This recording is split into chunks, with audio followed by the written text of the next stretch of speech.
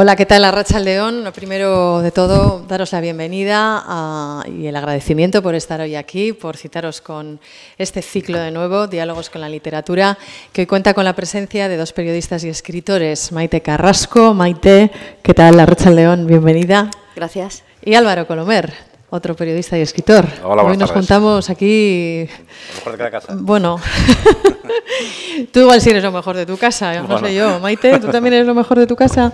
No, yo tengo una hija que es lo mejor de mi casa. Ah, vale, vale.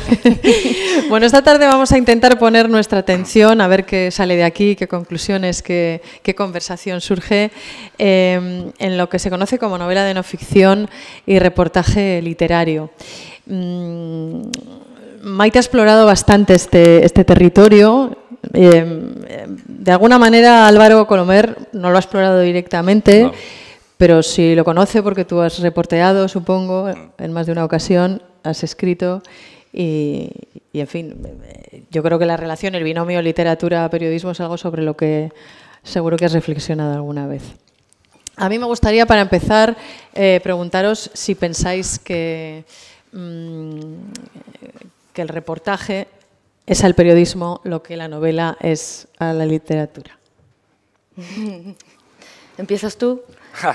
Muy bien.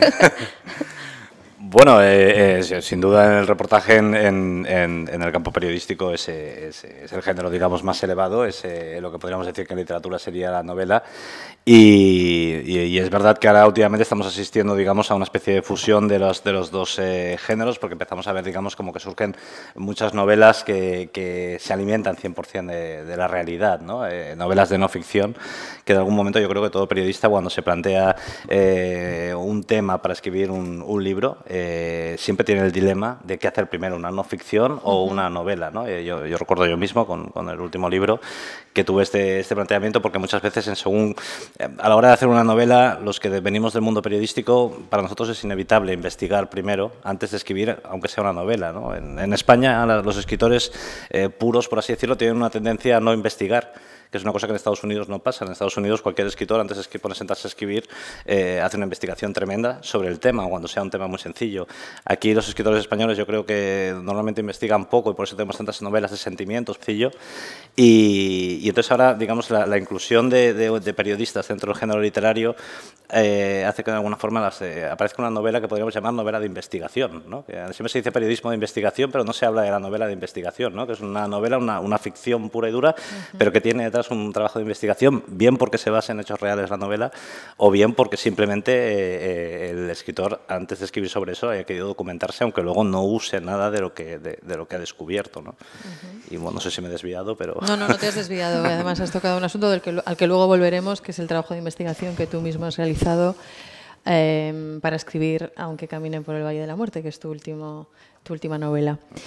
Bueno, Vamos contigo, Maite. Yo, la verdad es que he explorado un poco de todo, y te digo la verdad, yo no empecé en el mundo periodístico escribiendo, aunque sí quería escribir desde pequeñita, porque escribí una novela cuando tenía 10 años, que se llamaba Los Anónimos, y que contaba la vida con máquina de escribir, de aquellas. Olivetti, lettera. Las Olivetti 25. Que había que apretar bien, había que apretar.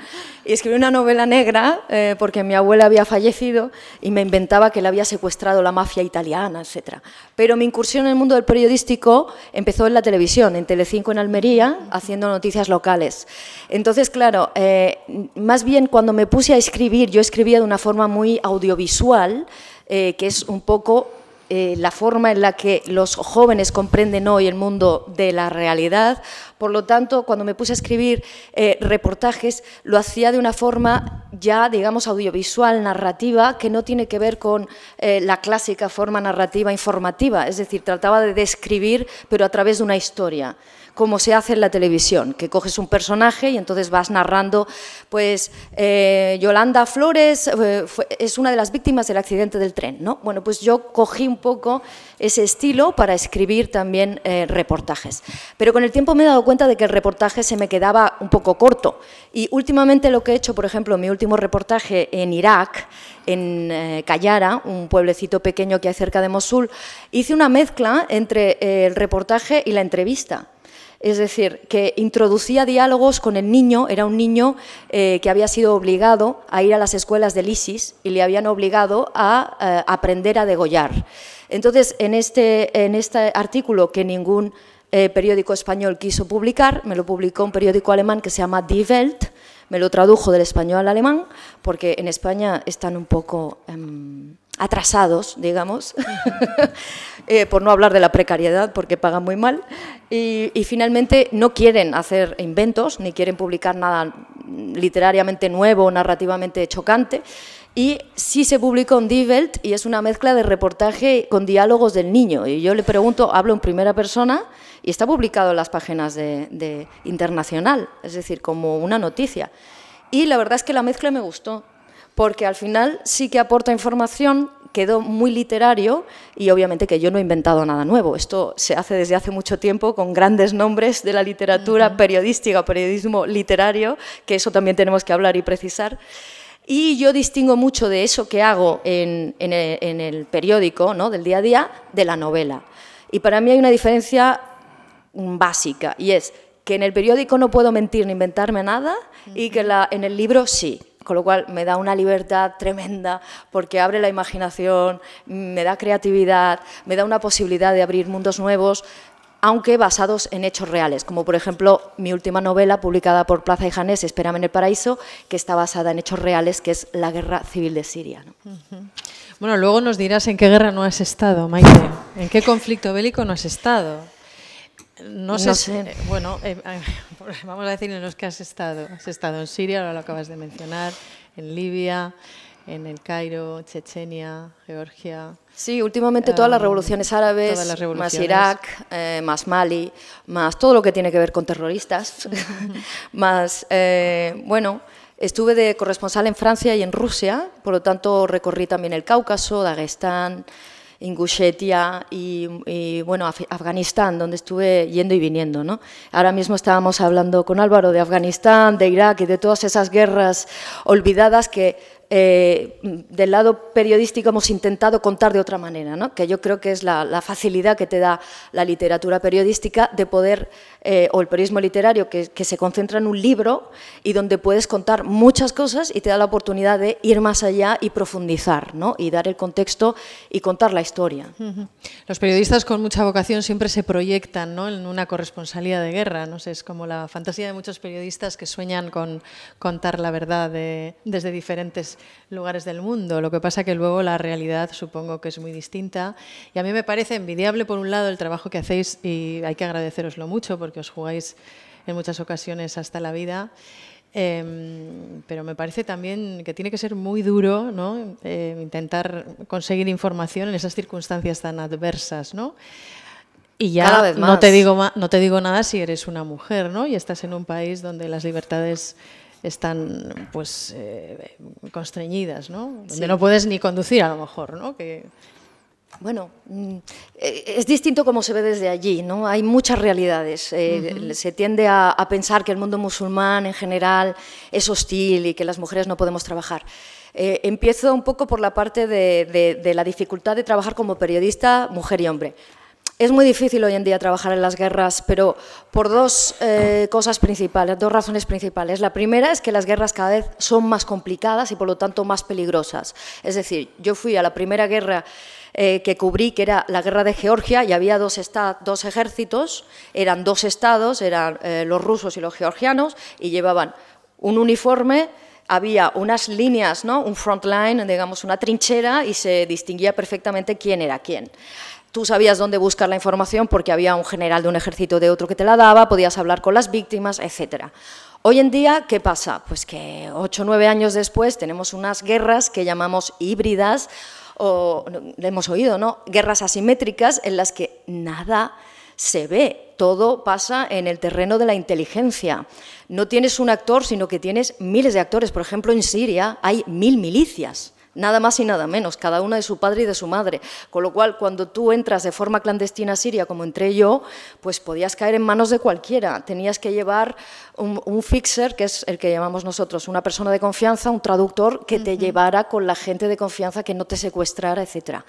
Ahora el problema es que valemos lo que vale nuestro pasaporte y cuando aterrizas en un lugar como Mali, como Siria, como Irak, pues lo primero es que puedes caer en manos de los secuestradores. Y lo tercero es que ha aparecido ISIS, que ISIS, la verdad es que viendo lo que ha hecho a compañeros como Jim Foley, compañero y amigo, que degolló, pues se te quitan las ganas de seguir cubriendo guerras y seguir intentando contar esto aparte de la precariedad.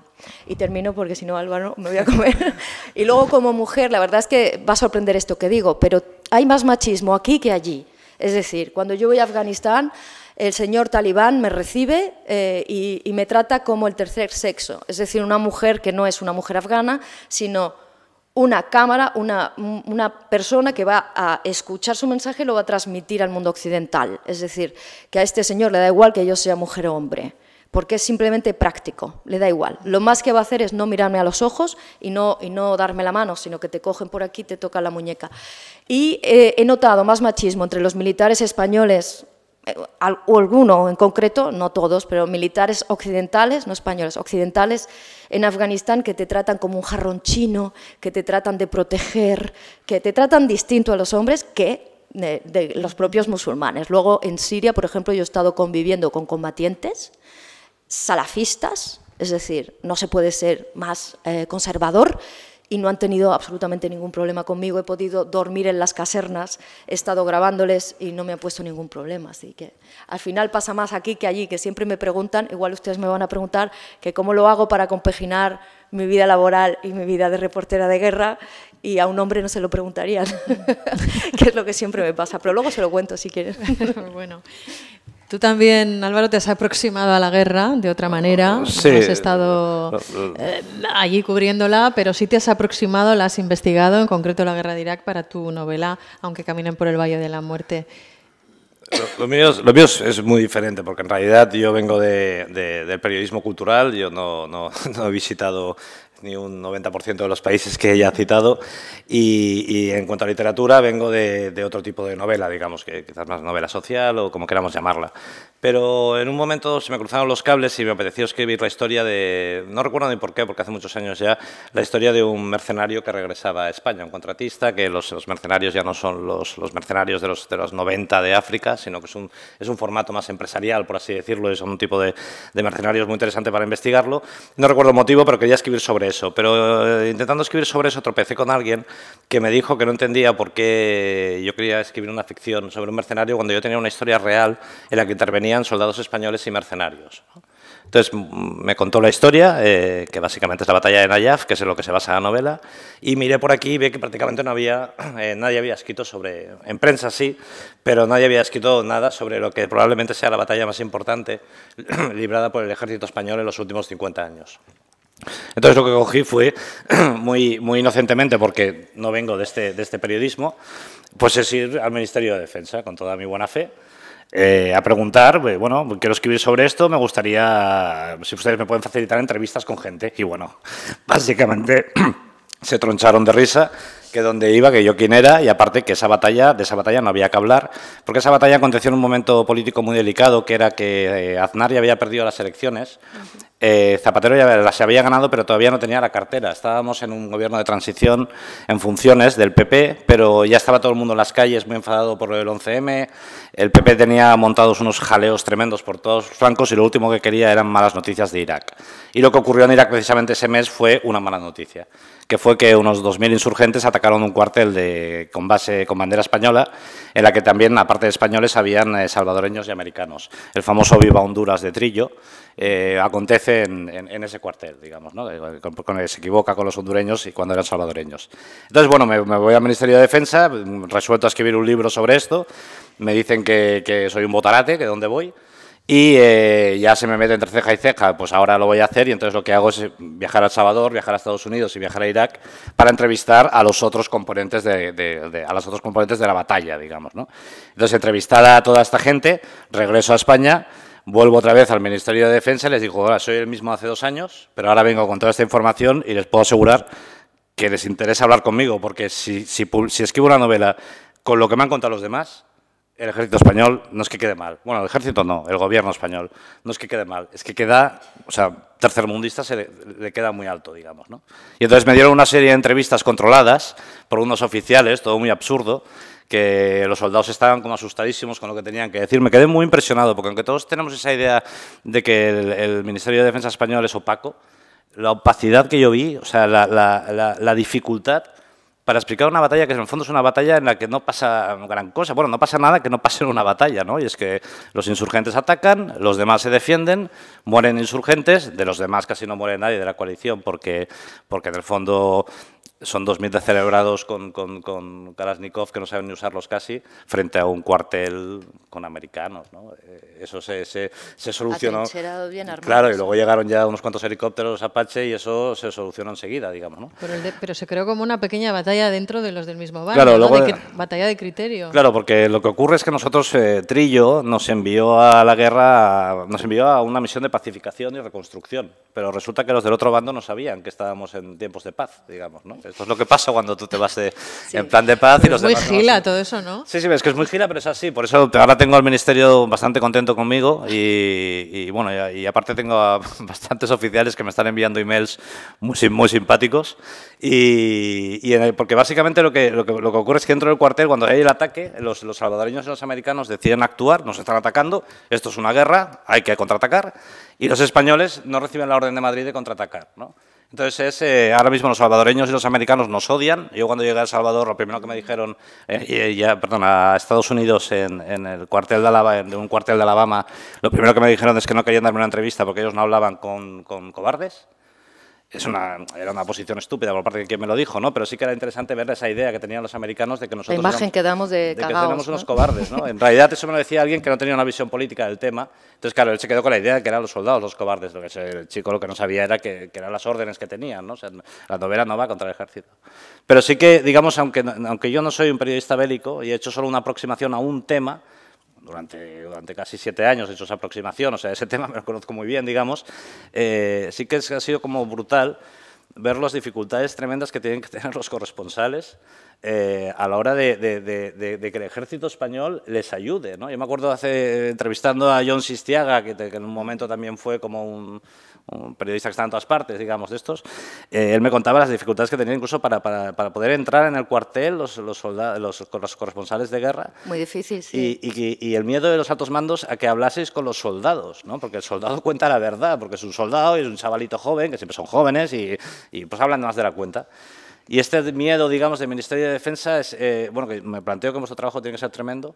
En la novela queda como muy reflejado, digamos, todo esta cosa franquista que tiene el Ministerio de Defensa todavía, digamos, y que yo creo que es un error por su parte. Es una idea de que a la población no les expliquéis las cosas porque la población no está preparada para saber que en Irak pues matamos a chiíes, ¿no? Y bueno, como la población no está, si estábamos en una guerra, la población está más que preparada, ¿no? Sí. Seguro que tú conoces mejor que yo las dificultades para trabajar. Estaba pensando que es un libro más que necesario, porque en esa misma época estaba yo en Afganistán intentando, en Herat, que era donde estaban los soldados españoles, intentando que nos llevaran a una base que tenían en el norte, que era donde se pegaban, donde había combates, y era lo que teníamos que ver.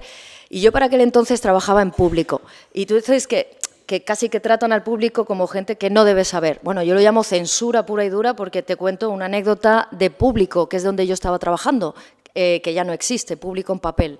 Resulta que mataron a un soldado estando yo en Herat. Herat está cerca de Kabul, es donde estaban las tropas españolas, en el este de Afganistán, y entonces, ¿en el oeste? Sí, en el este. Y entonces mataron a este soldado y yo era la única periodista que había sobre el terreno en esos momentos. Y les dije, os hago un reportaje, ¿no? Porque claro, obviamente estoy aquí y tal.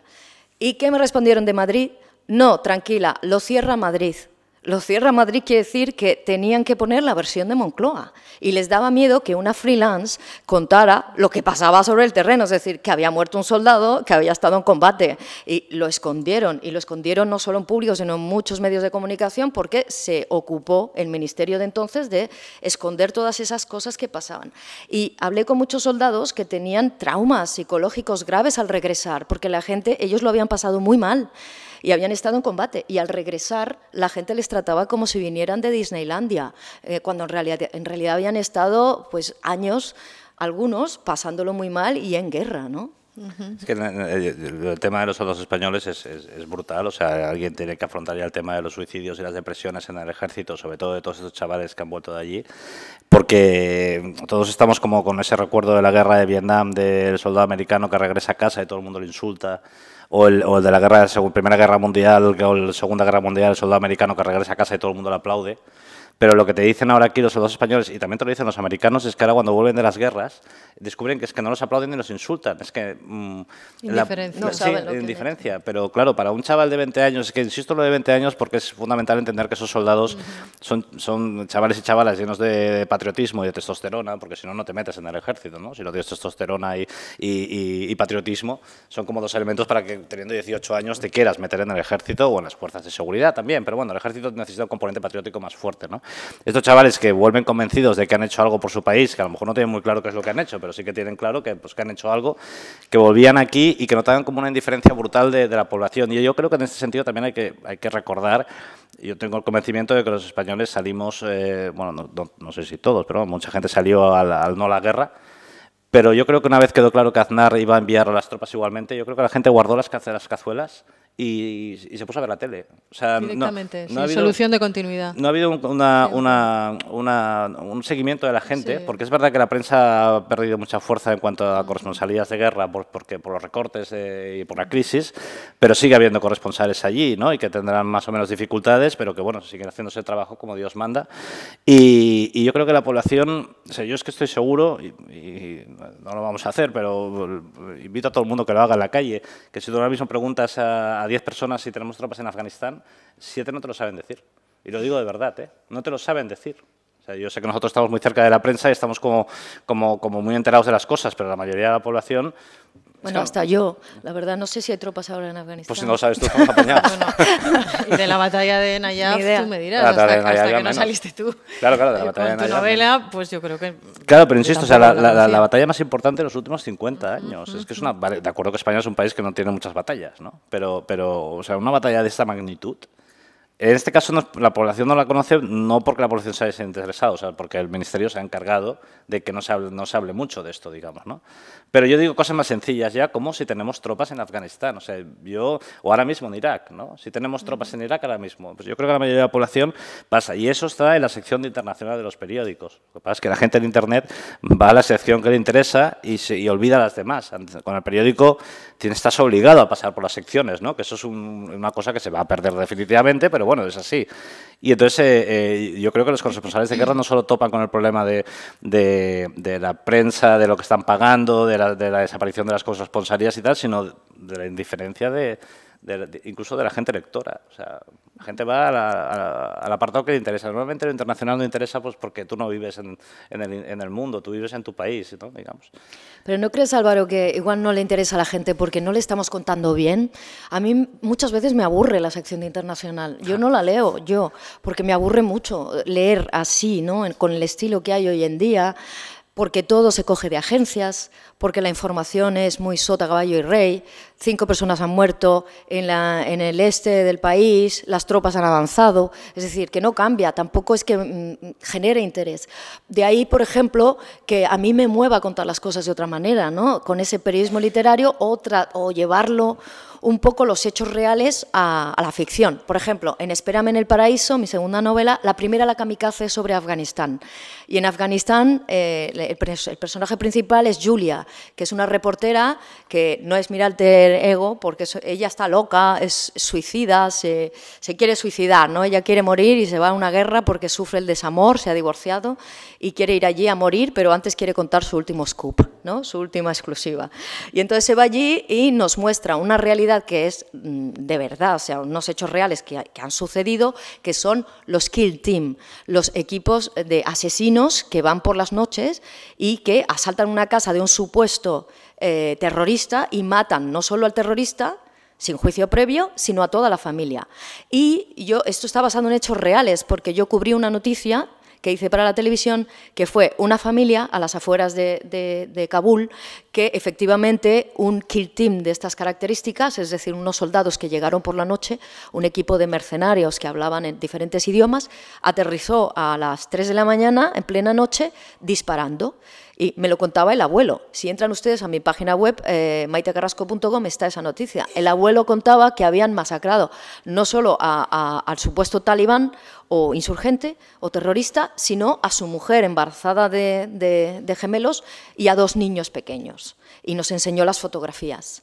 Y, bueno, en base a esa realidad, pues cuentas, ¿no?, a través de la ficción, con un personaje, de una forma literaria, creativa, que llame un poco más la atención, una realidad que sí está pasando. Lo mismo hice con Siria, porque a mí lo que me mueve escribiendo mis novelas es que la gente sepa lo que está pasando en realidad, ¿no? Porque ya le cansa los periódicos, porque ya le cansa el periodismo, digamos, tradicional, y porque lo que aparece en Internet también, ¿no?, lo ven y se olvidan, es algo como efímero. Sin embargo, si lo dejas plasmado en una historia de amor, como es Espérame en el paraíso, que es la historia, otra vez, de Julia, que se enamora de Omar, que es un poeta, un revolucionario sirio, que de repente pues, se levanta en armas contra Bashar al-Assad y que cree realmente en la revolución y que poco a poco se siente abandonado por Occidente y finalmente pues, acaba radicalizándose. Y bueno, ahí están los sentimientos de Julia, ¿no?, que representa a Occidente y Omar a Oriente, y el choque de civilizaciones también, ¿no?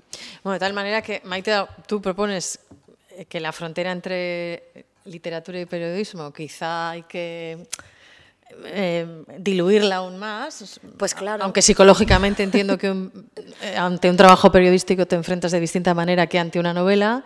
No sé si Álvaro está de acuerdo con esta propuesta que lanza Maite, apelando al aburrimiento de la información internacional. Yo primero de todo creo que Maite tiene un optimismo mayúsculo en el mundo editorial español.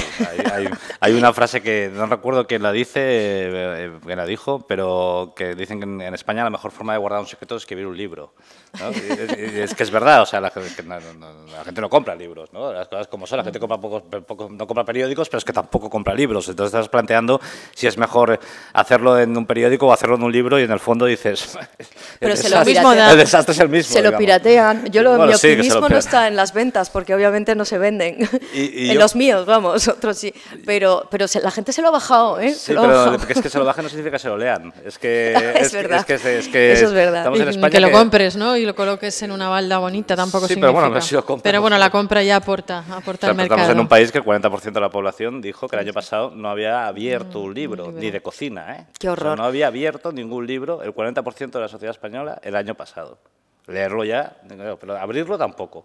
Entonces, bueno, dentro de este mundo, digamos, de este realismo que planto sobre la mesa, en realidad yo creo que es que cada cosa en su momento. O sea, yo creo que una buena novela encaja perfectamente. Yo hasta esta última novela, digamos, pues mi novela anterior es una novela convencional, con sus en el sentido más tradicional de la palabra, y la de ahora es una novela de no ficción, en cuanto que es una reconstrucción prácticamente fidedigna de lo que pasó en la batalla, ¿no? Entonces, no voy ahora a defender, digamos, la no ficción periodística por el hecho de que yo tenga ahora este libro, porque el siguiente libro no va a ser sobre la guerra, no voy a seguir en esos terrenos, y bueno, es que no sé por dónde voy a seguir, pero no me ha salido un espíritu de cómo me ha gustado hacerlo de la guerra. He hecho esto, lo he disfrutado, y ahora pues otra cosa mariposa. Pero entonces de aquí un año, de aquí 2 años, a lo mejor defiendo la novela tradicional, ¿no? Entonces caben todos los géneros, y lo bueno que tiene la literatura es que está teniendo como una dispersión muy grande de distintos subgéneros, que esto es muy agradecido para ir a una librería, porque hace unos años cuando ibas a una librería yo tenía amigos que me llamaban y me decían: hostia, tío, que esto está lleno de libros, o sea, ¿cuál cojo? ¿No? Y te llaman a ti porque saben que pues, un poco más o menos controlas el panorama. Y yo esa dificultad la entendía, es que realmente entrar a una librería es tremendo. O sea, hay una cantidad de títulos que dices, pero todo ¿Por esto... ¿Por dónde empiezo? Pero además todo esto con lo que se vende, o sea, todo esto qué es, digamos, ¿no? Y es esa teoría de las editoriales de que llena la librería de libros, que coja cual coja el lector, sea tuyo, ¿no? Entonces, como los autores somos muy baratos, pues digamos, los libros se venden muy baratos a las editoriales copan todas las estanterías, y a lo mejor detrás de todas esas estanterías hay 2 editoriales solo, ¿no? Pero con muy diferentes sellos, tal, no sé qué. Entonces, ahora mismo la literatura se está como dividiendo. Entonces tenemos géneros como el periodismo literario, también tenemos la novela de no ficción, la faction, que llama Fredrik Verbeer, el relato real de cercas. Tenemos un montón de subgéneros que es muy cómodo para ir a la librería, porque ahora ya empiezan a estar... O sea, tú dices, bueno, como el de música, a mí me gusta el tecno, pues bueno, te vas a la sección de tecno. Pues ahora también, una clasificación. Ahora hay una clasificación también y es muy agradecido para los lectores para no perderse en ese mar de títulos que hay, ¿no? Entonces, no puedo decir nada mejor ni peor sobre la literatura de no ficción que respecto a la novela clásica, que respecto a toda la dispersión que hay, porque yo mismo en mis diferentes novelas he ido saltando un género a otro, y oye, que cada uno haga el que le parezca bien, lo importante es que el libro sea agradable para el lector y nada más, es lo único que importa en todo este juego. Pero tú, Álvaro, psicológicamente te enfrentas de manera diferente, me imagino, a un trabajo que tengas que hacer para el mundo, o para la guardia, que cuando te enfrentas a una novela, bueno, sí, siendo escritor en los dos ámbitos. Sí, teniendo en cuenta esto, que yo hago periodismo cultural, es decir, que yo básicamente me levanto y me pongo a leer y luego por la tarde escribo un artículo sobre lo que he leído, digamos, ¿no? Entonces es una cosa, es muy rutinario en realidad, ¿no? Y luego tengo mis horas asignadas al día para las novelas y en realidad en el acto físico en sí es lo mismo. Yo imagino que ella pues viaja por medio mundo y de golpe se tiene que sentar a escribir y entonces es un acto físico muy diferente, digamos, ¿no? Yo me levanto es que me pongo a leer y luego por la tarde me pongo a escribir, entonces, y es así, mañana, tarde, noche, hace ya un montón de años. Entonces, no hay una gran diferencia en mi forma de enfrentarme. Ahora bien, sé que hay una diferencia entre mental, por así decirlo, ¿no? El proceso de escribir. Esquema. Pero en realidad... es que podemos llenar todo esto de magia, pero sentarte a escribir una novela es lo mismo que sentarte a escribir un reportaje. La única diferencia es que la información es falsa, ¿no? Pero el acto es concentrarte, callarte, apagar el móvil, quitar el wifi y estarte 7 horas encerrado. Si es para un reportaje serán 3 horas y si es para una novela serán 7 horas al día durante el tiempo que haga falta, ¿no? Pero el ejercicio, esta gente que la gente se plantea, ay, ¿cómo se escribe una novela y tal? Pues estando ahí jodido, sentado, 7 horas al día, en silencio y sale la novela. Es que no hay más narices, sale la novela. Si estás 7 horas durante 3 años sentado con la persiana bajada y el flexo sobre el ordenador, la novela sale. Es que tarde o temprano. Es como decía Picasso, ¿no? Que si viene el talento que me pille trabajando. Sí, que la inspiración te pille trabajando. Exacto, si viene la inspiración. Bueno, en mi caso también, en la primera novela me pilló con las revoluciones árabes y no tuve tiempo de sentarme, fue mucho más dispersa. Creo que me fui a un apartamento que tenían mis padres en Almuñécar, que ya no tienen, un poco con esto de la crisis, enfrente al mar, y ahí escribí la mitad de la novela frente al mar sola, porque sí, eso sí, sola. Necesito soledad, aislamiento, concentración, y ahí salió la mitad. Luego la otra mitad la fui escribiendo, bueno, me iba a Libia y caía un dictador y volvía, y me iba porque caía otro dictador y volvía otra vez, con lo cual estaba muy entretenida.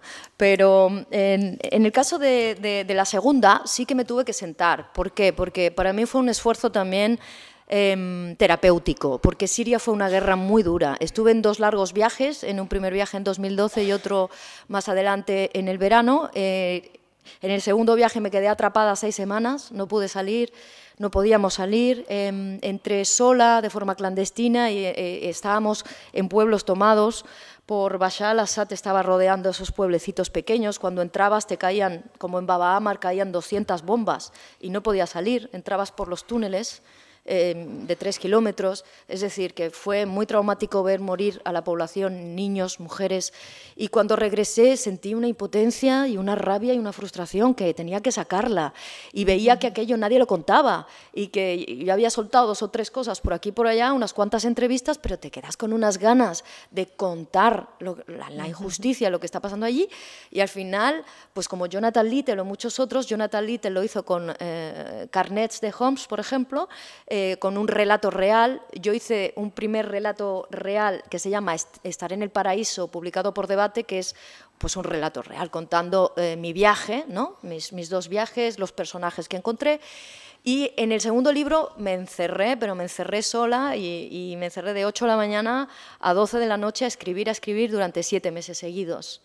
Y bueno, ya dijimos que íbamos a sacar el libro para la Feria del Libro de Madrid y hice un esfuerzo por hacer el final y me hubiera gustado darle un año más al libro, porque bueno, hubiera sido un libro distinto, porque tal y como ha avanzado la guerra de Siria, yo ahora escribiría un libro completamente diferente.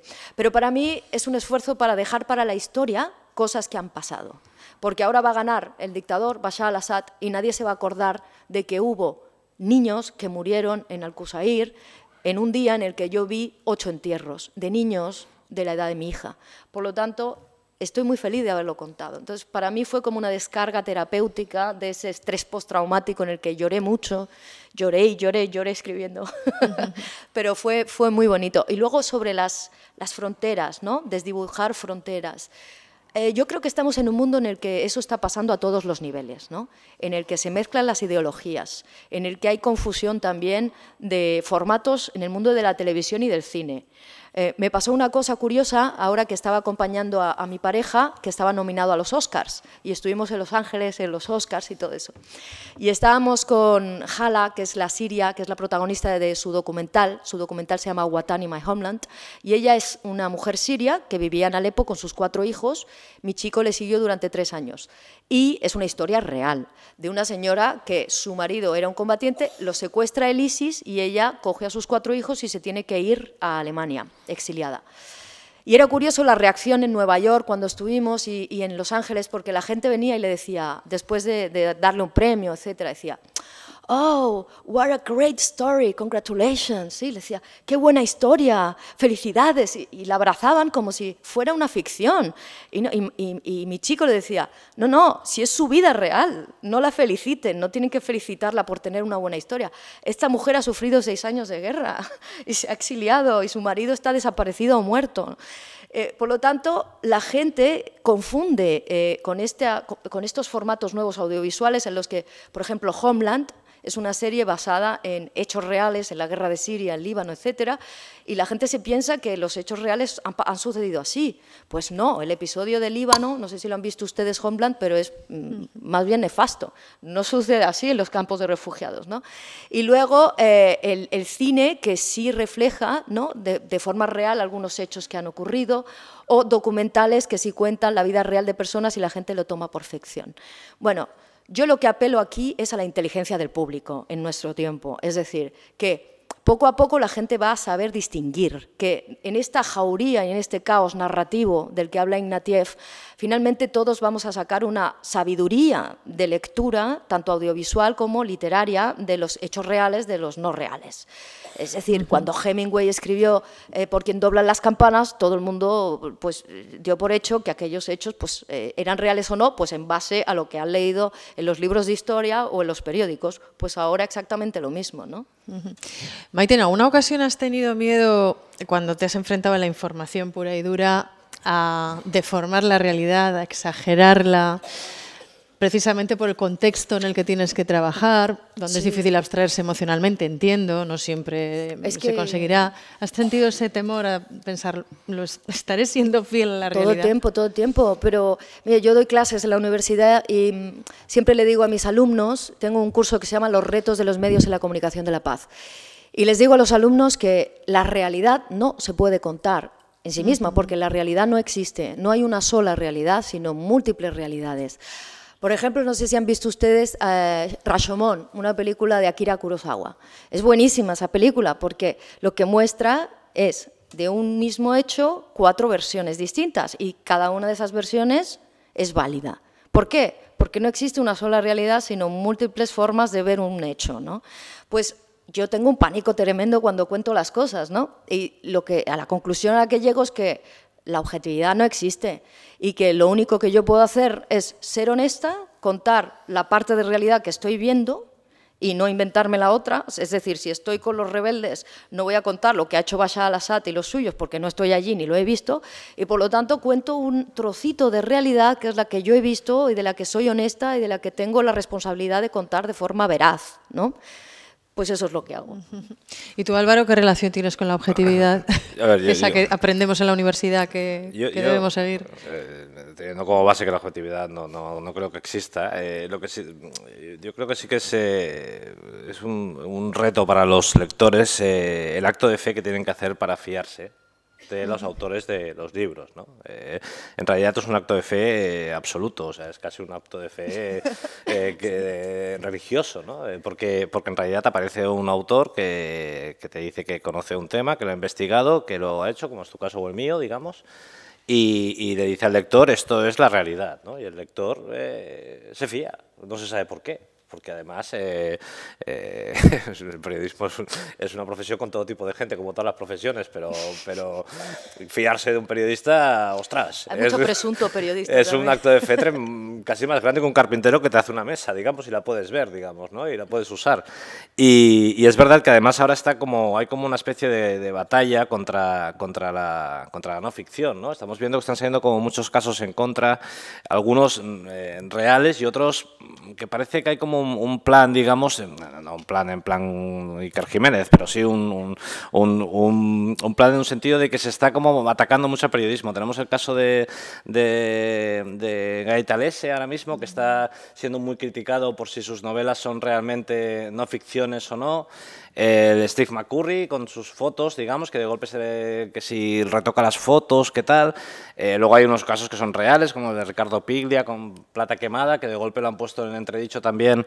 Y bueno, ya fue muy puesto en entredicho en su momento, porque él decía que su novela era no ficción, le cayeron demandas por todas partes y él ganó el juicio, porque en el juicio dijo que, bueno, no ficción, que era una ficción con dosis de realidad, que dices, bueno, ya estamos atenuando, pero Piglia cuando promocionaba la novela, y de hecho el éxito que consiguió era porque esto es lo que pasó en un robo que hubo en Argentina, es lo que contaba básicamente, y bueno, y lo que pasó a posteriori, y él decía, esto es lo que pasó, luego le cayó el juicio y dijo, bueno, tampoco es que fuera así, es que tal, ¿no? Entonces, entre los autores que ellos mismos siendo presionados dicen, bueno, un poquito de ficción sí que tuve, ¿no? Y los autores que directamente mienten, ¿no? Por parte del lector es un acto de fe absoluto. Y además, quienes hemos hecho no ficción, tú sabes la dificultad que hay mientras estás escribiendo, es tremendamente complicado respetar la realidad, porque la realidad es muy puñetera. O sea, la realidad es dramáticamente puede ser aburrida, ¿no? Tú necesitas que la novela funcione, ¿no? Y entonces, en el caso mío ahora, ¿no? Reconstruye una batalla y de golpe dices, hombre, podía haber matado a un par más, ¿no? Que claro, porque tú quieres que el libro además pues sea interesante, agradable, tal, y tenga sus puntos de enganche, ¿no? Entonces, es un reto contigo mismo, que yo creo que ningún autor salva. Yo no me creo a ningún autor que diga que es absolutamente real, certero con la realidad. No me lo creo, porque yo escribo y yo veo que eso es tremendamente difícil. Y luego porque conozco muchos autores con quienes he hablado en la intimidad. Y veo mágico que los lectores tal. Luego están los errores, ¿no? En Trafalgar de Benito Pérez Galdós, pues ahí Benito Pérez Galdós decía que hacía un viento tremendo y lo que se sabe es que la batalla de Trafalgar, uno de los problemas que hubo es que no había viento, ¿no? Entonces la batalla no, pues tal, ¿no? Entonces entre los errores y las mentirijillas, yo creo que leer no ficción es un acto de fe, es un acto de fe. Por eso yo prefiero más la postura, por ejemplo, de Frederick Beckwith, que él lo llama faction, que es la suma de facts, hechos, más ficción, ¿no? Y él dice que sus novelas tienen un 90% de realidad, por ejemplo, la última que ha escrito de Ona y Salinger, la historia de amor entre Salinger y Ona, y él dice que tiene un 90% de realidad y un 10% de ficción. Y lo veo muy franco porque de alguna forma él te está diciendo, es que yo no puedo decir si cuando ellos dos estaban intimando, pues si estaban a gusto o no, pues yo qué sé eso, ¿no? Entonces él, pues, como es un autor y tiene una novela delante, pues inventa cómo debía ser un encuentro, bueno, pues te puedo dar un ejemplo un poco tal, pero bueno, cómo debía ser un encuentro y después se lo imagina, ¿no? Entonces eso él lo llama que es el 10% de ficción. Yo creo que todas las no ficciones tienen un 10% de ficción, aun cuando no reconozcan los autores. Pero tú no escribiste tu novela con vocación de que se convirtiera en un material de consulta de historia, por ejemplo. No, pero sí que es verdad que es una reconstrucción de una batalla real y que y los personajes sí que están un poco alterados, digamos, para que nadie se reconozca, por así decirlo, y porque también los personajes tienen elementos de varios personajes, pero los hechos sí que son, ¿no? Y es verdad que cuando yo, mis anteriores novelas eran 100% ficción, ficción y no tenían nada que ver con el mundo bélico. Y estoy de acuerdo en lo que acabas de decir tú, de que cuando estás escribiendo un tema de estos, tienes como, en un punto muy humilde, ¿no? Pero tienes como cierto peso de la historia, ¿no? Tienes como un deseo de decir, bueno, en su caso, pues las cosas de Siria, y yo en este caso decir, bueno, nadie ha hablado de esta batalla. Bueno, y la responsabilidad, un sentimiento de responsabilidad. Claro, y sí, y aparte de la ilusión de decir, bueno, que quede un poco fijado, pues oye, pues aquí hay un libro, porque oye, un día habrá un apagón digital y solo quedarán los libros. Volveremos algún día a los libros y entonces, pues bueno, quedará un libro, que el libro... Ahí te veo optimista. No, es que habrá un apagón digital, Ahí te veo a ti que optimista. seguro que lo hay. Confías en que lo haya, ¿no? No, es que lo habrá, aunque sea porque ya no estemos nosotros aquí, pero un día se apagará todo. Ahí va, y yo tengo todas mis fotos digitales. Pues ya está, te vas a quedar sin fotos. Me voy a quedar sin fotos, tengo que al final solo quedarán los libros, porque no quedará la música, no quedará el cine, solo quedarán los cuadros y los libros. Esto lo tengo clarísimo. Bueno, Hala. muy bien dicho, muchacho. Ojalá. Sobre todo, bueno, los que se salven de la quema, porque yo no sabía eso de que queman todos los libros que sobran de las editoriales. Los guillotinan. Los guillotinan. Bueno, a mí me llamaron un día y me dijeron, Maite, vamos a proceder a la quema de los libros que no hemos vendido. Madre mía, como en la película de Truffaut, ¿no? Yo que soy de Granada y que pienso en la quema de libros de la Alhambra en la Plaza Virrambla, ¿no? Por el Cardenal Cisneros. Veía yo mis libros ardiendo allí. Y los recuperé, tengo 1000 ejemplares en mi casa. Maite, la guerra engancha. No engancha, o sea, no, engancha químicamente eso de la adrenalina, ¿no? Lo dice, lo clásico que se dice del corresponsal de guerra, ¿no? Que siempre tienes que regresar. Conozco a muchos enganchados, o sea, hay mucho yonki de la adrenalina, mucho tarao, mucho loco, que va a la guerra y que va y que va y que va y que sacrifica su vida, incluso con muchos que tienen familia y dejan a su familia y siguen yendo a las guerras, ¿no? Yo creo que las guerras hay un momento en el que tienes que saber cuándo dejarlo, y ese momento es un momento muy personal. Yo, por ejemplo, en la guerra de Mali, después de Siria, me di cuenta de que estaba completamente loca, porque estaba andando, hubo un ataque sorpresa de Mujao, de unos terroristas en Gao, en un pueblo muy pequeñito, que entraron por el Níger por sorpresa, y entraron en ese pueblecito, que es muy pequeño, y los franceses estaban en el aeropuerto y solo estaban allí 4 soldados malienses, mal armados y mal distribuidos. Y entonces pues por allí nos encontramos los periodistas en una guerra de guerrillas en la calle, pues viendo a los terroristas de tú a tú, vestidos de negro, en plan ninja y con los fusiles, ¿no? Entonces, bueno, en aquel momento empezaron a disparar por todos lados y yo estaba tan tranquila, estaba grabando, no me ponía cobijo, estaba allí pues intentando coger el mejor plano, pidiéndole al compañero Pepe Naranjo del País que cogiera la cámara para hacerme un plató, es decir, tan tranquila, es decir, que en mi cabeza ya no tenía el balance del miedo, porque en Siria lo había pasado tan mal, porque en Siria estabas constantemente bajo el miedo, pasando una calle por donde disparaban francotiradores, caían bombas todo el tiempo, que luego te pegan 4 tiros y te crees inmortal. Entonces ese fue mi momento en el que yo dije basta, ¿no? Yo aquí, cuando regresé dije estoy loca, tengo que parar, y paré 2 años y después me quedé embarazada y tuve una hija, con lo cual no viajé a las guerras en ese momento, y ahora recientemente fui a Irak. ¿Por qué fui a Irak? ¿Porque estoy enganchada a las guerras? No, porque tenía mucha curiosidad por ver lo que está pasando allí, porque ya que había hecho todas las revoluciones árabes, etcétera, fui a ver qué estaba ocurriendo en Mosul. Y no llegué hasta Mosul, no me fui al epicentro de la guerra, porque vi que aquello era un circo, estaba lleno de periodistas. Era el clásico momento que hemos visto nosotros en muchas guerras, que hay un refugiado y 80 cámaras alrededor, ¿no? Era ese circo mediático en el que el periodista va allí, muchos de ellos, a grabarse mientras disparan, ¿no? Y el foco de la noticia es él o ella. Y al final no me interesa hacer ese tipo de periodismo. Entonces llegué cerca a donde hice esta historia del niño, que me interesó más que hacer el bam bam, ¿no? de la batalla, porque al final ese bam bam lo pueden hacer unos cuantos para enseñarlo, pero no hace falta jugarse la vida todo el tiempo para hacer noticias de guerra, ¿no? Eso es algo que la gente se piensa que tienes que estar ahí constantemente. No, se pueden contar cosas que pasan en la guerra. La guerra tiene muchos ciclos, tiene un ciclo de crisis, luego tiene estallido bélico, luego está la bomba, luego están las negociaciones y la reconstrucción, y los periodistas estamos desgraciadamente solo cuando cae la bomba, pues hay que cubrir todo el resto, ¿no? Entonces yo trato ahora con documentales de hacer otro tipo de periodismo y con libros, ¿no? aprovecho, yo no conozco la guerra, o sea, he conocido la posguerra, digamos, pero no la guerra, pero sí que a través de, bueno, leí mucho, digamos, para este libro, y es extraordinaria la cantidad de escritores que reconocen abiertamente que la mejor época de su vida fue la guerra. Es que la guerra es cruel, pero también es un acontecimiento extraordinario en la vida de cualquier persona, ¿no? O sea, la vida es más o menos rutinaria, ¿no? Y entonces la guerra, que insisto en que normalmente vas cuando eres joven, te queda marcado en tu cabeza de una forma brutal. Bohumil Hrabal mismo, el autor checo, él decía abiertamente, pese a que luego en sus novelas la criticaba mucho, que su época más gloriosa, y decía gloriosa, había sido pues cuando estuvo en la Segunda Guerra Mundial, ¿no?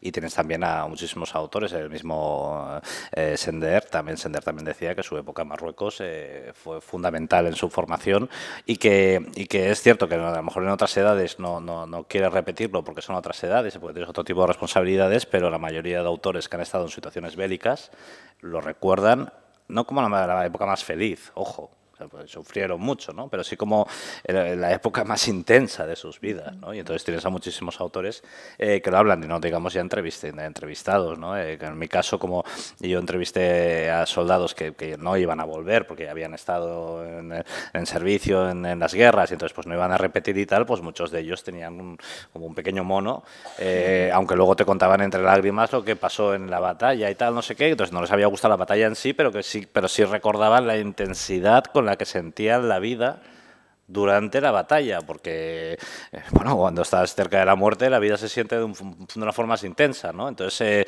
la guerra engancha, porque la guerra es un drama, pero también tiene una parte maravillosa. O sea, la guerra, Sender en Imán, él mismo decía que la guerra tiene una belleza extraordinaria, y él la conoció, y luego la cita seguía diciendo que la guerra elimina primero a los miedosos y que solo deja que sobrevivan los valientes para ser todavía más hermosa.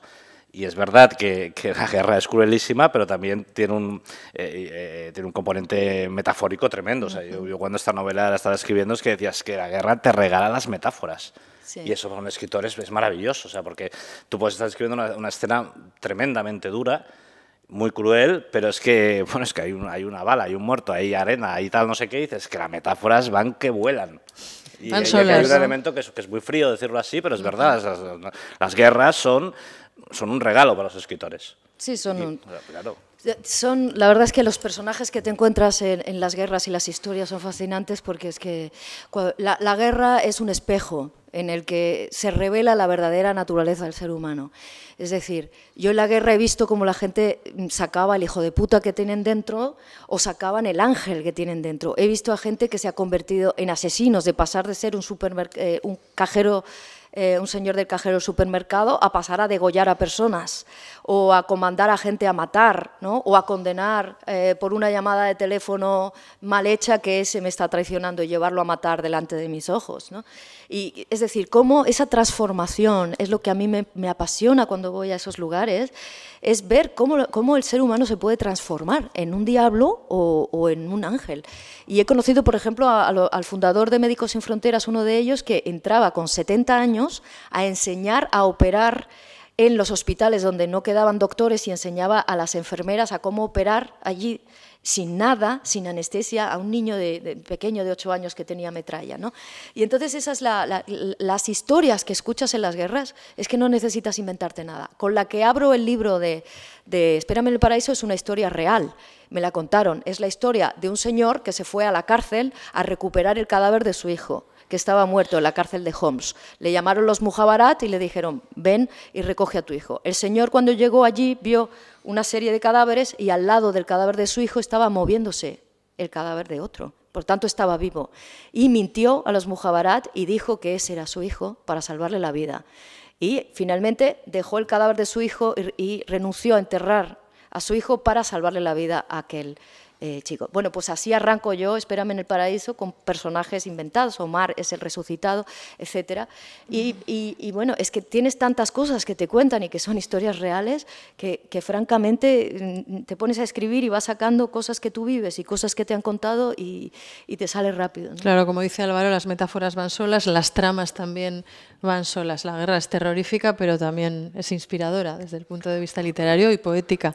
Sender dijo que el imán que no lo había escrito él, dijo, es que ese libro se escribió solo, o sea, me puse a escribir y es que salía solo, dice, y bueno, soy yo el autor porque sí, bueno, lo escribí yo, pero es que en realidad él no, era un poco raro, pero decía que él no se sentía que ese libro era como que era suyo, simplemente dices que fue tan sencillo escribirlo y es el libro pues, probablemente más cruel de la historia de la literatura bélica española porque es tremendamente descarnado y explica la chapuza tremenda que se hizo en Marruecos, que es tremendamente parecida a la que se hizo en Irak, por otra parte, pero explica, y él mismo lo decía, es que ese libro se escribió solo. Y cuando escribes un libro de estos temas, dices que es verdad que no se escriben solo, por supuesto, pero el argumento te da una cantidad de escenas y argumentos que facilita muchísimo el trabajo. Bueno. Y luego el ser humano está fascinado por la muerte, desde el principio de los tiempos, ¿no? La muerte, la confrontación a la muerte y qué pasa después y por qué morimos y cuándo nos toca.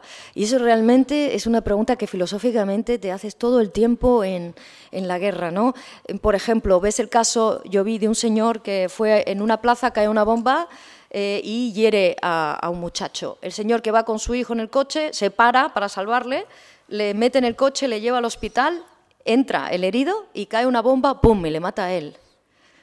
Y entonces te preguntas, pero bueno, ¿cómo es el destino y cuándo nos toca, ¿no? ¿Está escrito, no está escrito? Todo eso es lo que realmente te lleva también a pensar y a escribir y a ver situaciones en las que te preguntas muchas cosas que interesan al ser humano. Por eso las historias de guerra están en todos lados, en el cine, en la literatura, en nuestras vidas, ¿no? Yo lo que digo también, perdón, una última cosa, es que también nos interesa el conflicto en sí. Yo siempre digo que no hace falta contar una buena historia en la guerra, tenemos nuestras propias guerras, es decir, cuando cae una bomba en nuestra vida, también tenemos nuestras propias bombas que hacen que salga nuestra verdadera naturaleza. Por ejemplo, que muera un familiar, que haya alguien muy grave, que una herencia le toque uno o no a otro, ahí revelas realmente la verdadera naturaleza de tu primo, del cuñado, de detrás. Hay una película muy buena que vi hace poco que me encantó, que es Felices 40, que habla un poco de eso, ¿no? Una le toca la lotería y toda la familia cambia y todas las relaciones cambian. Se remueve, sí. Esas son otras guerras también. Sí, sí. Yo escribí un libro hace muchos años que se titulaba Guardianes de la Memoria y que era un libro de viajes en el que yo iba a destinos que estaban marcados por hechos históricos muy potentes, de tal modo que todo el planeta cuando piensa en esa ciudad piensa en un único hecho, ¿no? Esto se ve muy claro diciendo Chernóbil, Auschwitz, este tipo de ciudades, ¿no? Y el libro trataba de explicar cómo esas ciudades habían cambiado su evolución histórica, la que tenían antes del acontecimiento, para convertirse en guardianes de la memoria. Aceptaban que ellos, pues Auschwitz, aceptaba ser siempre Auschwitz, cuando antes de Auschwitz esa ciudad tenía una evolución hacia otro sitio. También esta historia eran 6 ciudades y una de ellas era Guernica. Y yo me acuerdo cuando hice las entrevistas en Guernica a los supervivientes, al margen de que se ha discutido mucho sobre si sus recuerdos son correctos o no, digamos, la fuerza con la que te explicaban los bombardeos indicaban que, pese al drama, por supuesto, la fuerza que tenía el acontecimiento en sus vidas, ¿no? Lo digo retomando lo que decíamos de si la guerra te engancha, ¿no? Digamos, esos señores, muchos de ellos prácticamente no recordaban muy pocas cosas sobre sus juventudes, porque claro, su infancia, porque era casi infancia, pero aquello, ya te digo que se ha discutido mucho sobre si son recuerdos reales o infectados por lo que ellos mismos han leído sobre Guernica, ¿no? Pero aun con todo, la fuerza con la que te explicaban eso decías, claro que la guerra engancha, si es que se queda grabado a fuego en tu cerebro, aunque sea para mal, ¿no? Mirad, yo os voy a contar una anécdota y ya luego damos paso a... Ahora que estabas hablando de eso, me he acordado de una anécdota muy buena. Yo tengo un amigo de Guernica, su madre también es de Guernica, es una persona muy mayor, vivió el bombardeo. Y hace poco en la televisión pasaron un documental sobre el bombardeo y entonces mi amigo le dijo a su madre, ama, hoy en la televisión van a dar el reportaje sobre el bombardeo de Guernica. Y su madre, ¿sabéis lo que le respondió? Le dijo, mira, a mí no me interesa verlo por la televisión porque yo lo vi desde esta ventana. Ahí está. Así que... Bueno, vamos a abrir el turno de preguntas, vamos a involucrar a la gente que ha venido a escucharos hoy, porque seguro que hay alguna pregunta que se ha ido suscitando por el camino y que a lo mejor la queréis hacer. Hay un micrófono en la sala que podéis utilizar para que os podamos escuchar todos. Así que, cuando queráis. Aquí siempre se hace un silencio, una pausa dramática. Mira, no.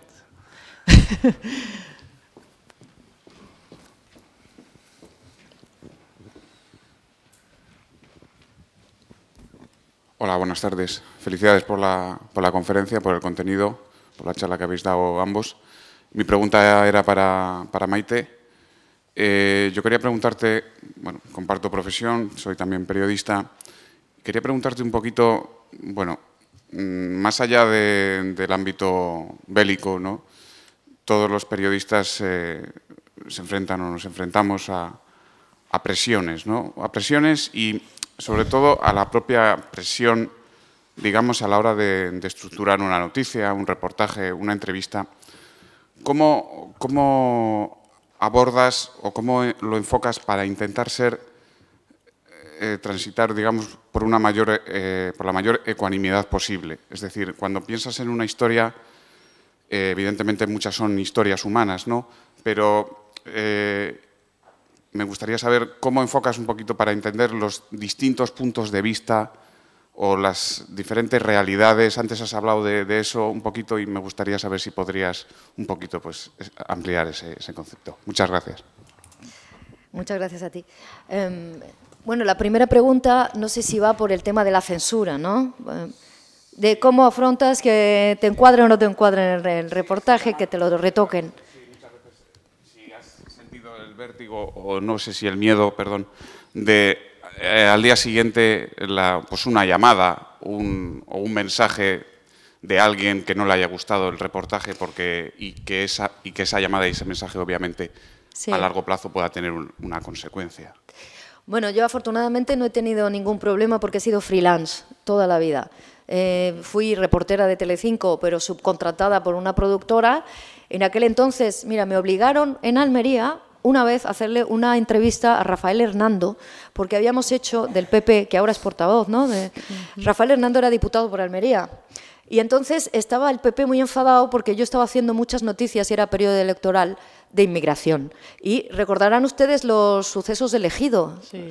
Bueno, pues yo llevaba un año dando guerra allí, haciendo todas las noticias de la inmigración ilegal, de cómo estaban recogiendo pepinos, tomates en aquellas 12.000 hectáreas de invernaderos de plástico que hay allí, que ahora se ha hecho una serie y todo, ¿no? De aquello. Hay una serie de Mar de Plástico. No la he visto, la tengo que ver. Bueno, pues aquello era el año 1999, ¿no? Bueno, pues como habíamos hecho en los informativos de Telecinco, que en aquel entonces estaban Hilario Pino, estaba Àngels Barceló, estaba Luis Fernández, eran informativos, pues eso, que eran más largos de lo que hacíamos ahora y hacíamos 2 minutos. Y bueno, para compensar aquellas noticias que no le habían gustado al PP, pues tuve que hacer una entrevista a Rafael Hernando, que seguramente él recordará también. Es la única vez que yo he sentido presión y entonces estaba contratada. Después he sido freelance y me he negado a hacer muchas cosas. ¿Por qué? Porque puedo negarme.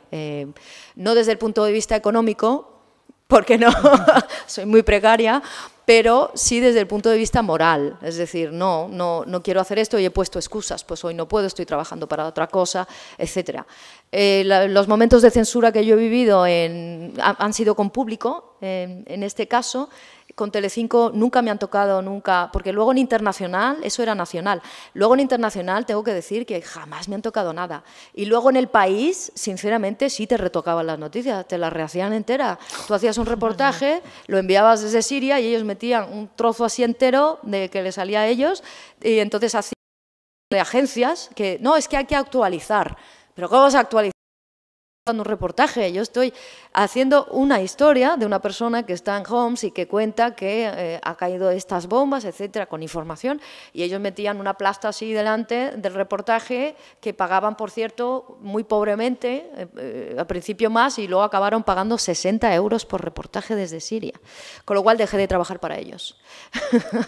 La tercera vez que tuve censura fue por parte del Ejército Libre allí, que se llamaba Ejército Libre en Siria, y fue una fosa común que encontramos, que nos llevó un vecino y que encontramos cadáveres pues, que estaban maniatados detrás, con los pantalones bajados, etc.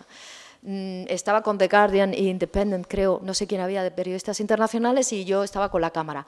Grabamos y al volver a casa llegó rápidamente el Ejército Libre, obviamente eran civiles pro Bashar al-Assad, aquello era una guerra civil, es una guerra civil, y entonces nos quitaron todo y nos dijeron que no publicáramos nada, las fotos y la tele. Yo publiqué en El País al día siguiente un reportaje, pues gracias a Dios no hablan español y no se enteraron, y The Guardian también publicó.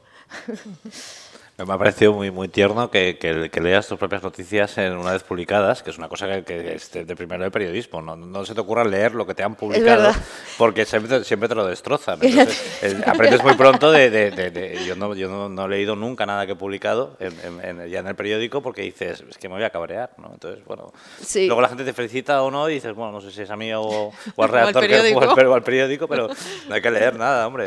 Y al final te enfadas, dice, pero claro, por eso no hay que leerlo. ¿Por qué tocas mi texto? ¿No? Claro, por eso no hay que leerlo. No me toques mi texto. Claro. Álvaro, ¿tú te has sentido presionado alguna vez? Bueno, yo me dedico al periodismo cultural y como tal, yo creo que el periodismo cultural tiene más presiones que el periodismo bélico, ¿no? Como se ha demostrado más de una ocasión con despidos de críticos por haber criticado libros o cosas de estas y tal. Y yo, lo que pasa es que como también soy freelance como ella, tengo la suerte de poder ir eligiendo los libros que voy haciendo reseñas, principalmente en La Vanguardia y en El Mundo, y soy yo el que normalmente los propongo, ¿no? Entonces es difícil equivocarte, ¿no? Cuando propones un libro es porque intuyes que te va a gustar y luego te llevas algún chasco, pero por norma general no. Y entonces no tiene esto. Lo que sí que he encontrado algunas veces, la novela anterior era sobre el tema del suicidio. Y yo me emperro con los temas, o sea, digamos, el de la guerra lo hice porque en el Ministerio de Defensa me dijeron, de esto no hay que hablar, y digo, pues ahora me voy a Irak. Y el anterior fue porque fui a La Vanguardia, al dominical, cuando existían los dominicales y pagaban como Dios manda, a proponer un reportaje sobre suicidio. Y me dijeron, bueno, pero es que este tema es muy delicado. En la primera página del libro Estilo del País pone que el periodista no hablará ni de suicidio ni de boxeo, que es una unión que han hecho ahí, además en la misma línea, por el suicidio y boxeo, porque son conductas que incitan a la imitación, que también es una teoría de ellos. Y entonces me dijo, mira, si quieres hacer un reportaje de suicidas, pero no suicidas de Barcelona. Te vas a Madrid, o esto era para La Vanguardia, o te vas a París, me da igual, entonces haces una cosa de los suicidios. Porque aquí el domingo, cuando la gente leía dominicales los domingos, ¿no? La gente está con el cafetito, el croissant y el dominical, y hombre, vas a venirle tú a decir que aquí que el 40% de la población barcelonesa, la cifra es inventada, que el 40% de la población barcelonesa está pensando en suicidarse, vas a fastidiarles tú el café con leche, porque al domingo que viene no se van a comprar el periódico.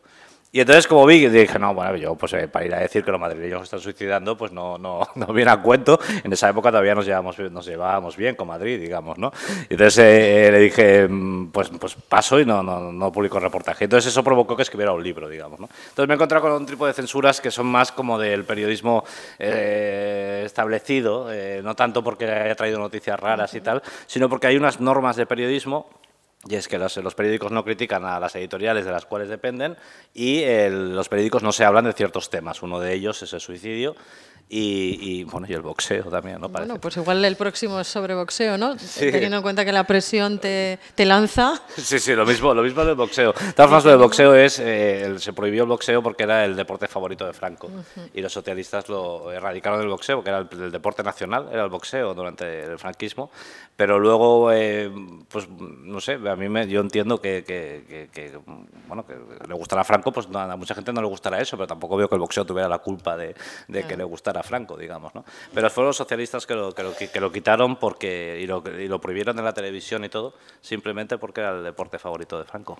Solo una cosa rápida para el compañero. Yo creo que estará él de acuerdo conmigo, en tiempos muy importantes para el periodismo, con estos extraterrestres que han aterrizado en el planeta, noticias como el señor Trump, en el que tenemos que defender a capa y espada, también en España, esos alternative facts y defender que no hay alternative facts, sino los facts, los hechos, y defender nuestra profesión más que nunca, ¿no? En el caso de Bashar al-Assad, una de las presiones que se me ha olvidado es que yo sufrí amenazas en Twitter de muerte después de sacar Espérame en el Paraíso, y en Facebook también por parte de un señor que es portavoz del Ministerio de Comunicación de Damasco, ¿no? Del gobierno sirio, y se permite hacer esto libremente en las redes sociales. Entonces son tiempos en los que el mundo del periodismo debe luchar contra todo este tipo de censuras que son muy graves. Bueno, vamos con una pregunta y ya tenemos que cerrar la charla. Porque no quiero que se quede, si alguien quiere preguntar, se quede con la sensación de que no la ha hecho. Bueno, si vamos rápido, si sois breves, ¿me lo prometéis? Y vosotros también, breves en la respuesta, ¿eh? Vale, venga, adelante.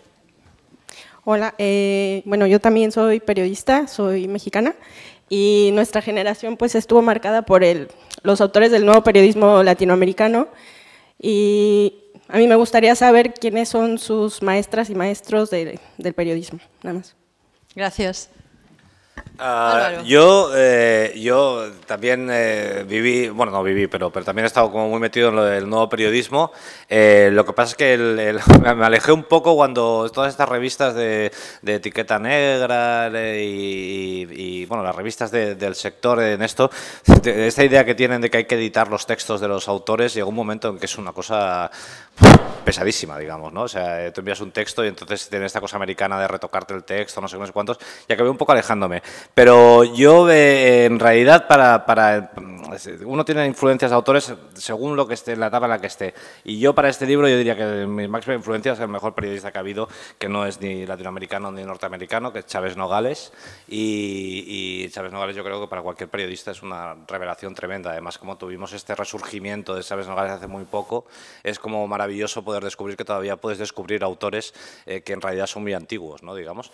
Y Chávez Nogales, en mi caso, tiene una fuerza brutal. Luego hay muchos otros, como todos, ¿no? Kapuczynski y tal, no sé qué, que son un poco más tópicos, digamos, pero están ahí. Pero yo ahora mismo pondría a Chávez Nogales y, por supuesto, los latinoamericanos, pues tienes tu pequeña lista de Alma, de tal, no sé qué, pero fuerte, realmente influencia, Chávez Nogales.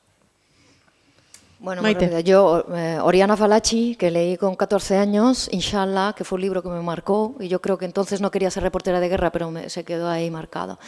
Y luego leía muchísima literatura, ¿no?, latinoamericana, y estaba profundamente enamorada de Isabel Allende, todos los libros de los espíritus y todo eso, que yo era muy romántica. Y últimamente, pues Orhan Pamuk, pues los Hemingway, toda esa mezcla, ¿no? Y luego soy una gran consumidora de libros de Michael Connelly, Douglas Kennedy y todos esos thrillers que me como las pipas, ¿no? Que te enganchan también, sí, como la guerra. Sí. Bueno, vamos con otra pregunta. Aprovecho para citar a Martín Caparrós, que me he olvidado de él. Hay que citarlo. Bueno. Hola, buenas noches. Bueno, ha sido fascinante oírles y la verdad es que habría un millón de preguntas, pero bueno, cuando hay conflictos armados tan largos y es verdad que a veces la gente, incluso los que nos interesa, desconectamos, ¿no? Entonces, la novela no es una forma de que por lo menos los hechos permanezcan, aunque, bueno, tengan su parte de ficción, pero por lo menos que eso quede, porque el periódico al final se va a tirar, se va a olvidar. Gracias. ¿A ti? Yo me planteé mucho con esta historia si hacer una no ficción o una novela, y lo que al final me incliné por la novela por un único motivo, y es que yo creo que cuando la historia es realmente potente, como es el caso de esta batalla, que luego a la gente le gustará o no como lo he escrito yo, pero la historia es muy, muy potente, es una batalla muy importante. Yo creo que la novela sigue siendo el género por excelencia para llegar a los lectores. O sea, yo creo que la no ficción todavía no tiene la fuerza que quizás debiera tener, ¿no? Pero yo creo que no la tiene todavía. Entonces, cuando yo me lo planteé, porque esta investigación que yo hice daba para una no ficción, porque solo explicar la investigación ya era tremendo, ¿no? Digamos, todo lo que me pasó durante la investigación. Pero al final dices, bueno, olvídate del yo, ¿no?, de esta moda del yo que hay ahora, escribe una historia del libro directamente. Y si quieres que una historia llegue realmente a la gente, la novela sigue prevaleciendo sobre todo lo demás. Yo creo que para que lleguen las guerras ya no solo la novela, yo diría el libro. Para mí el libro es una fotografía que se va a quedar para la historia. Es decir, el periódico muere, el periódico se deshace, lo tiramos a la basura, se quema, pero los libros tengo la sensación de que son esa fotografía de la historia que se van a quedar ahí para siempre, ¿no? Que son un poco los que van a marcar nuestra educación, nuestra memoria y nuestro presente y futuro. Esa es mi impresión. Bueno, pues yo comparto con los asistentes, ha sido una charla estupenda, sois buenos periodistas, escritores y oradores, nos habéis regalado mucho pensamiento y mucho criterio, y bueno, yo les animo a todos los que habéis venido hoy aquí a que os acerquéis a la obra narrativa y periodística de Maite Carrasco y Álvaro Colomer. Eskerrik asko. Volved. Agur, eskerrik asko.